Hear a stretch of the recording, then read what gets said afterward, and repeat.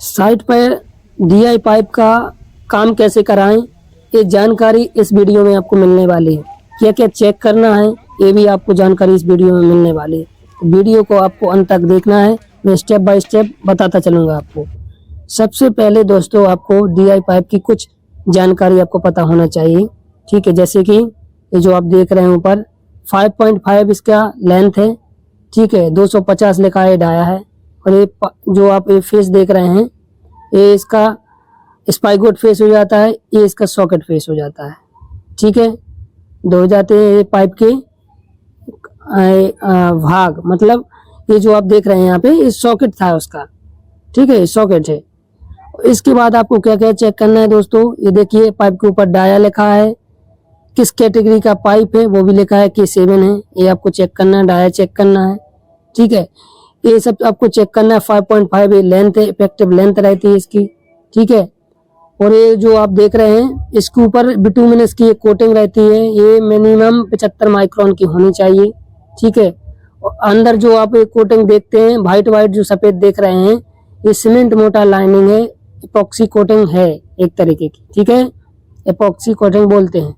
और किस कंपनी का पाइप है, पाइप भी लिखा है इस पे, देखिए केजरीवाल कंपनी का है जैसे, तो केजरीवाल। इसका IS मार्क भी रहता है, तो IS मार्क भी आपको चेक करना है, ठीक है। तो ये सब पहले चेक कर लेना है पाइप के बारे में, ठीक है।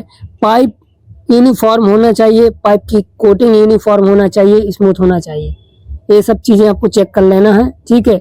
अगर पाइप की कोटिंग यूनिफॉर्म नहीं है तो उसको हम रिजेक्टेड कर सकते हैं दोस्तों, ठीक है।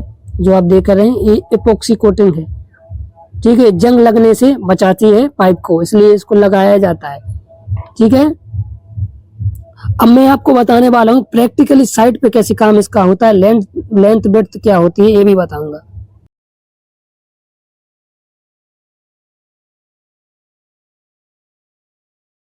तो दोस्तों सबसे पहले हम लेइंग एंड जॉइंटिंग देखेंगे IS कोड 1228 के अनुसार, ठीक है। इसकी जो विड्थ है वो कितना होना चाहिए और इसकी हाइट कितनी होनी चाहिए। तो दोस्तों विड्थ जो है आपका साइड कवर 200 mm लेना है आपको, साइड 200 प्लस 200 उस साइड का, यानी 400 प्लस डाई आपका विड्थ होना चाहिए। पाइप की जो डेप्थ है दोस्तों वो आपकी अराउंड 1 मीटर का होना चाहिए, ठीक। मित्रों अब हम जानेंगे कि जॉइंटिंग कितने प्रकार की होती है, साइड पर कौन सी जॉइंटिंग से हमको कराना चाहिए काम।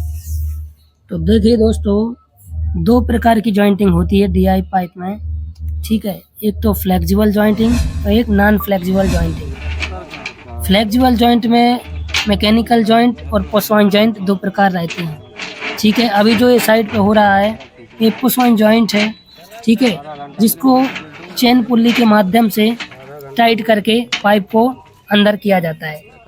और जब भी आप पाइप लेइंग का काम करवाएं तो ये याद रखिए दोस्तों पाइप को एक लेवल में डलवाएं ताकि हमको जॉइंटिंग करने में कोई परेशानी ना आए, प्रॉब्लम ना आए, ठीक है। उसका लेवल अगर गड़बड़ रहेगा तो जॉइंटिंग करने में दिक्कत आती है पाइप को, ठीक है। तो ये आपको ध्यान देना है विशेषकर, ठीक है, इसलिए मैं बता रहा हूँ, ठीक है।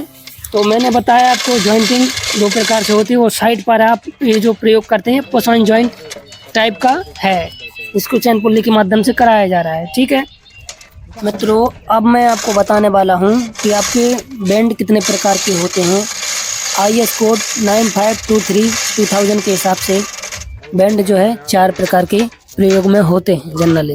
पहला 90 डिग्री पे, 90 डिग्री पे होता है, ये जो आप देख रहे हैं 90 डिग्री का है जो टर्न पे हुआ है, इसको पाइप को बेंड किया जा रहा है। इसके बाद हमारा कितना है 45 डिग्री का रहता है, और इसके बाद दोस्तों हमारा 22.5 डिग्री का होता है, और इसके बाद 11.25 डिग्री का होता है बेंड, ठीक है। अलग अलग सिचुएशन के हिसाब से किया जाता है, ठीक है। जहाँ टर्न करने के लिए ज़्यादा जगह नहीं रहती है तो उस समय उस कंडीशन के हिसाब से वो प्रयोग में लाया जाता है।